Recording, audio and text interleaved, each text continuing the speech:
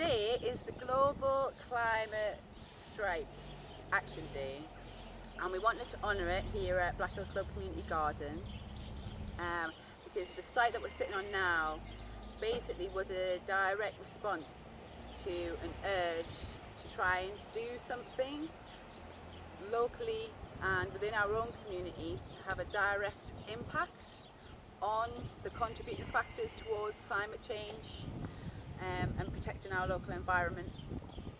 So the basis of how we started the project and what we wanted to do was looking directly at the local food system and the impact that a global food system is having, both on the resources that it uses and our environment, and then actually going back and looking at what would have been a traditional community production of food had a much lesser impact on the environment and on the resources that our planet's using. So this particular garden was started in 2016, and it was directly after a political shift that there was a group of us that felt it was going to have a detrimental impact to the local people and our environment. So we decided to come together as a group and discuss what could be possible by taking a piece of unused land and turning it into something that would meet social needs in the area and actually help people learn the skills that have been lost about growing food and about where your food comes from. And we've directly taken a permaculture approach to the design and implementation of the garden. So literally everything we do here is based on natural organic methods. We've created a system where we produce as little waste as possible, and we're using as much of the resource as we can from the produce of the garden to go back into the system. So not only does it keep our costs low, but it's we're come to the end of our third year, our yields are getting higher and higher. We need to bring little in from outside. We use our own compost, we produce our own feeds, they're all organic, so there's absolutely no chemicals, no artificial products, nothing toxic to the environment at all being used on our site. And as you can see, we're still managing to be able to grow food that is feeding local people. So in order to fit it into a local food system, we use the produce. Some of the people that are involved in growing it, they directly take some of it home. So the people directly involved in growing the project are seeing the benefit of actually putting the time and effort in to grow their food. They know where it's come from, they know it's organic, it's very satisfying, tastes delicious, and we can literally try different varieties of food as well that we maybe haven't been able to try before.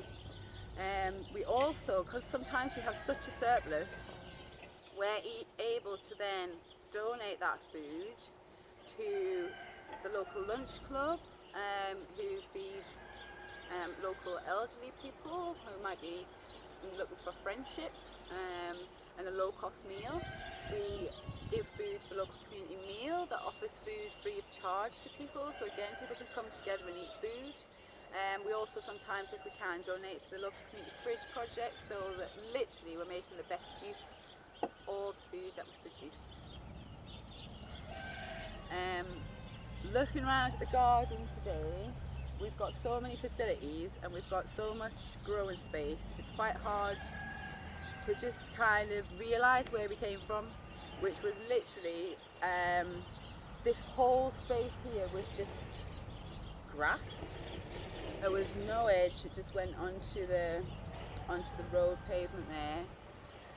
The area down here where the polytunnel and the deck is was an old through road that was neglected. It was, full of potholes, and it was basically a waste of space. Nobody was using it, nobody was really caring for it, and it's taken around 60 members of the community we've had a core team of people who've been really dedicated and who've come every week, And then we've had members of the community that have come in and out as they've needed to, or felt motivated to either help out with different individual tasks. But we've done the majority of everything you can see ourselves by hand, from digging the paths, Lorraine. Sorry, it took a very long time to dig the paths. Erecting the polytunnel, building the decking, building the beds.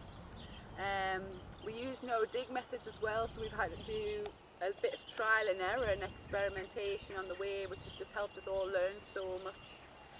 And it couldn't have happened if we'd waited for something to be initiated.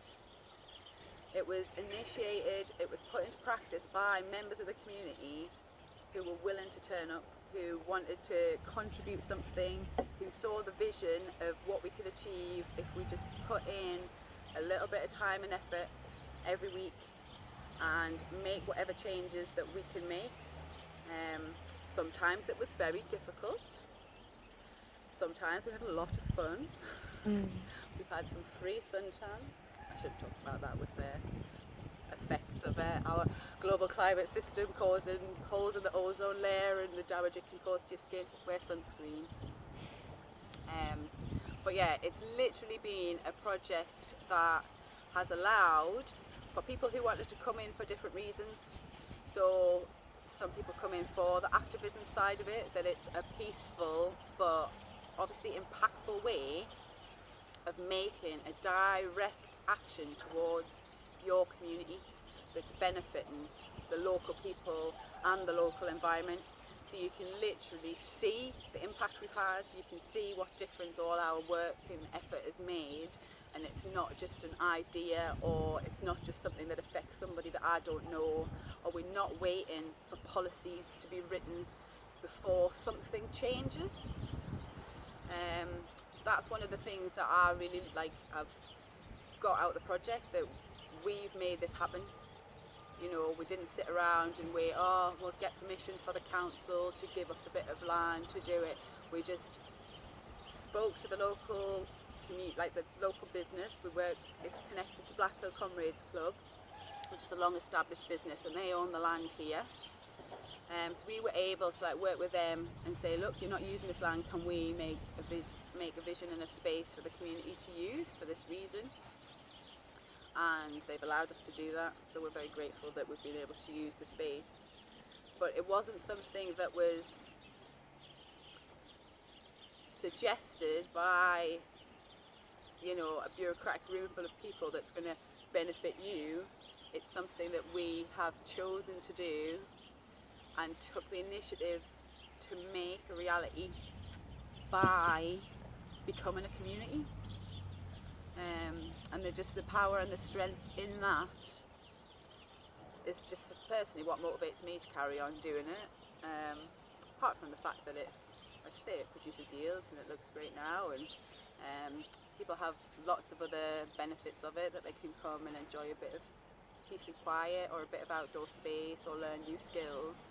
For me, this belongs to the community now.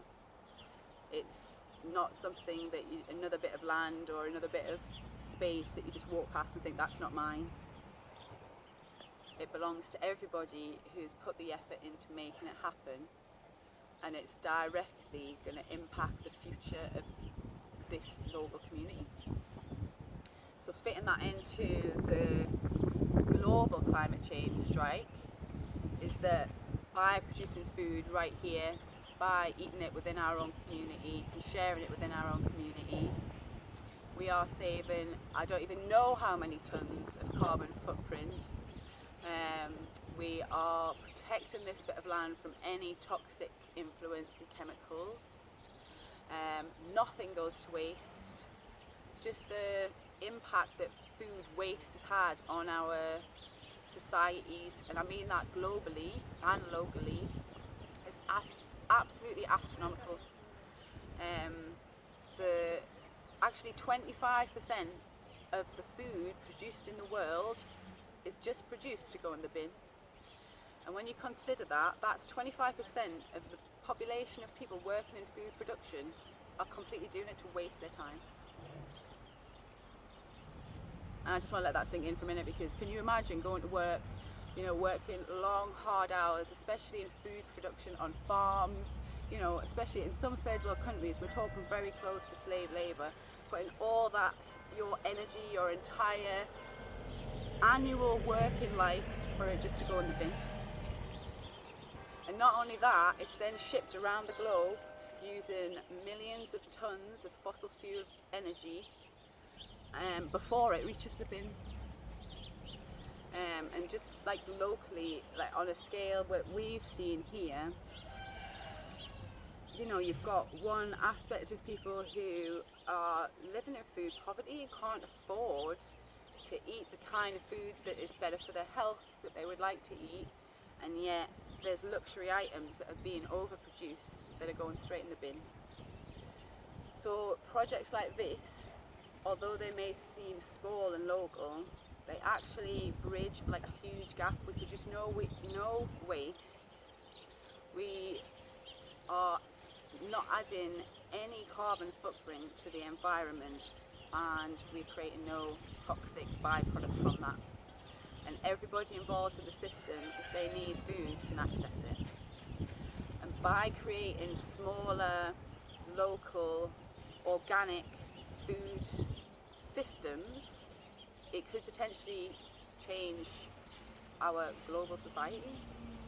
There may be some items, you know, that we need to trade within nations, but actually the majority of our food we can all grow locally, and it'll be better for our health.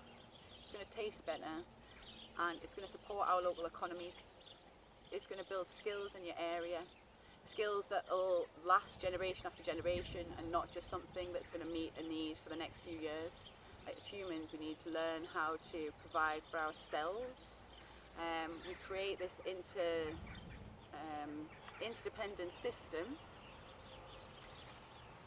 but often that system is just feeding things that we don't need to feed. Whereas by using our energy much more efficiently, we can create a system that enhances the environment and enhances local people's lives, and just making a more nourishing, life-affirming system for us all, and protecting our global environment and not producing pollution. I'm not sure if I have anything more to say on that, other than any person can actually make an impact on what may seem like a massive problem that we face as humans. And yes, there's some things that are going to have to be decided politically. There's going to have to be some agreements that are going to have to be made globally. But the real change, the real power, comes from each of us individually realising that we have the authority to make these decisions for ourselves, and we choose where we put our energy and our time. We choose where we spend our money, and by supporting local food systems, by supporting community, everybody thrives, including the environment, including ourselves as like individuals. It gives you some sort of power back to your own contribution to society, to each other, and then by coming together we can make something that's much more impactful. And it doesn't have to just be an idea, it doesn't have to just be a concept. If you just chip away and just do what you can, great things can happen. And now, 3.5 years later, we can do a lovely talk in a sunny garden. Thanks everybody.